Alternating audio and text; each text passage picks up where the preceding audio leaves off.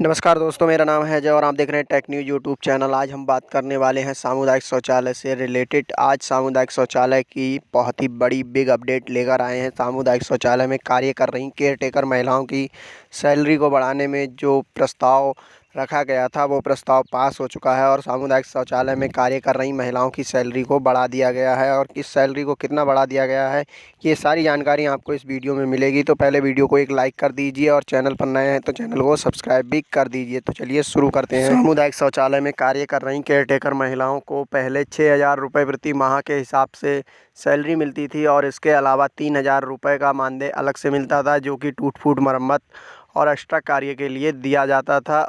तो सरकार ने जो मैंने पिछले वीडियो बनाया था और उसमें बताया था कि सरकार ने एक नया फैसला जारी किया है, आदेश जारी किया है और उन्होंने बताया था कि सामुदायिक शौचालय में केयरटेकर महिलाओं की सैलरी को बढ़ा दिया जाएगा और जो भी उन्हें मरम्मत के लिए पैसा मिलता था वो तो सेम ही मिलेगा, लेकिन जो सैलरी है वो बढ़ा दी गई है। उसे बढ़ाकर अब 9,000 रुपये प्रति माह कर दिया गया है और जो मानदेय आपको टूट फूट मरम्मत के लिए मिलता था वो आपको 3,000 रुपये ही मिलेगा, यानी कि टोटल आपको 11,000 रुपये प्रति माह के हिसाब से मिलेगा।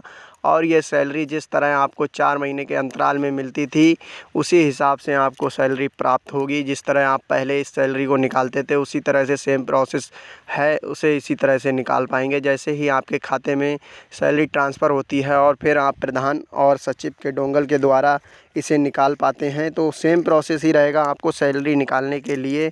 और सैलरी को जो है अभी बढ़ा दिया गया है और ये प्रस्ताव जो सरकार के सामने रखा गया था वो प्रस्ताव पास हो गया है और जल्द ही जो है इस योजना को लागू कर दिया जाएगा। जैसा कि अभी अप्रैल जैसे ही लास्ट होगा उसके बाद मई मंथ लगेगा। मई मंथ से जो है आपकी सैलरी 9,000 रुपये के हिसाब से ऐड होना स्टार्ट हो जाएगी और आपको जो है फिर आगे जो भी आपका कैलकुलेशन होगा और जो भी सैलरी आपकी आएगी वो 11,000 रुपये महीने के हिसाब से आपको आपके खाते में प्राप्त हो जाएगी। टोटल जो भी आपको पैसा प्राप्त होता है उसी हिसाब से।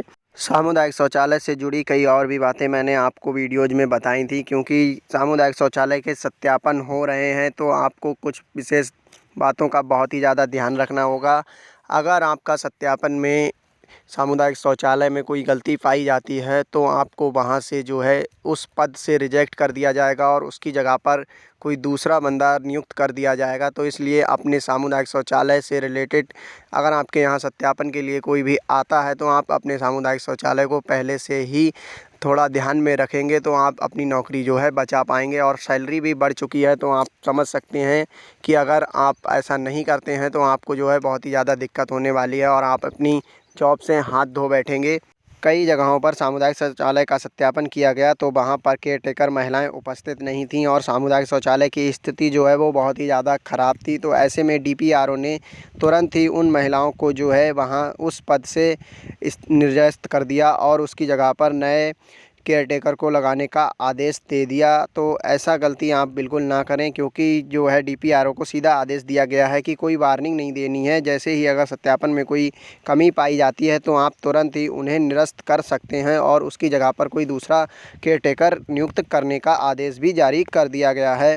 तो ऐसा आप बिल्कुल भी ना करें। यही एक छोटा सा अपडेट था, मैंने आपको बता दिया। तो मिलते हैं फिर एक वीडियो में नई जानकारी के साथ। चैनल को सब्सक्राइब करके रखेंगे तो आपको और भी कई अपडेट्स मिलते रहेंगे। जय हिंद, वंदे मातरम।